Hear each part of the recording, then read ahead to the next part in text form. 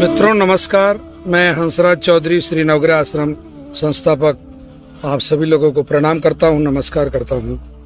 मित्रों, आज मैं जिस बहुत ही उपयोगी औषधीय पौधे की आपको जानकारी दे रहा हूं, उस पौधे का नाम सुन के आपको बड़ा आश्चर्य होगा कि इस तरीके का नाम होके भी कोई पौधा उपयोगी हो सकता है। जी हाँ, बिल्कुल उपयोगी है और इसका नाम भी ऐसा ही है, सत्यानाशी, यानी कि सत्यानाश कर दे।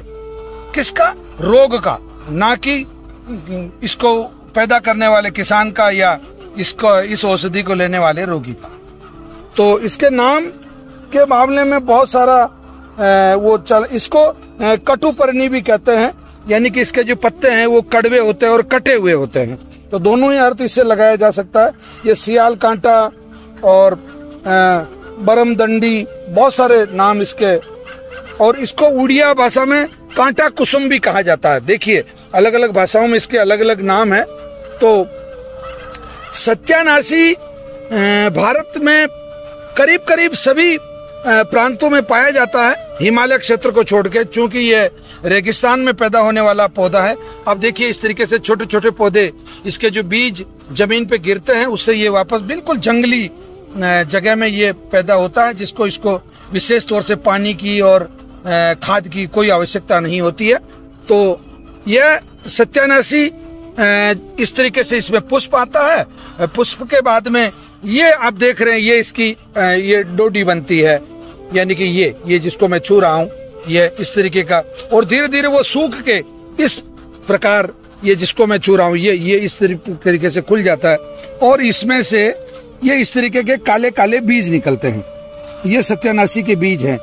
बहुत सी बार इसको मिलावट करने के लिए व्यापारी लोग या कोई भी कहें आप कि इसको सरसों में मिला दिया जाता है, उससे जोड़ों में दर्द होने की एक बहुत भयंकर बीमारी हो जाती है। तो इसको सावधानी रखना चाहिए कि जिन क्षेत्रों में सरसों पैदा की जाती है उन क्षेत्रों में इसको कम से कम सरसों में ना मिल जाए, इसकी पूरी सावधानी रखें।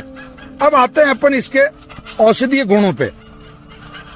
सत्यानाशी कफ और पित्त का नाश करने वाला है। कफ और पित्त का नाश करने वाला है।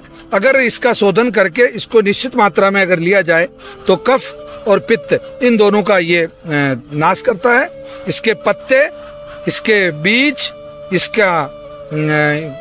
इसकी जड़, ये सभी चीजें ये खाने में मतलब इसके रूप में काम में ली जाती है।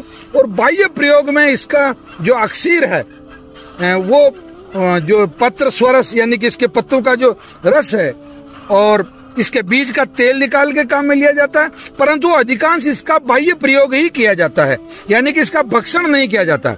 आप समझने की कोशिश करें, मतलब इसको खाया नहीं जाता है, सीधा मुंह में नहीं, मुंह से गले में नहीं, पेट में नहीं उतारा जाता है। अथवा मैं सीधे शब्दों में कहूं कि इसका जो तेल है वो तेल अगर बाहरी रूप से उपयोग करे तो उससे जो सोजन है वो होता है। और कुष्ठ रोग में भी इसका तेल का उपयोग अगर बाहर के तौर से किया जाए तो बहुत लाभप्रद होता है।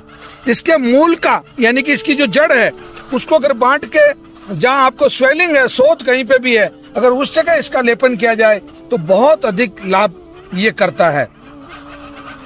इसके बाकी रक्त शोधक है ये बहुत अच्छा स्वरस, परंतु वो शोधन के बाद ही आप इसका उपयोग कर सकते हैं।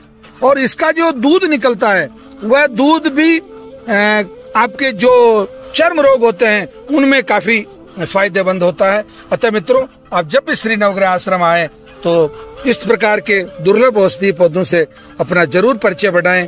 तो आज का ये पौधा था सत्यानाशी।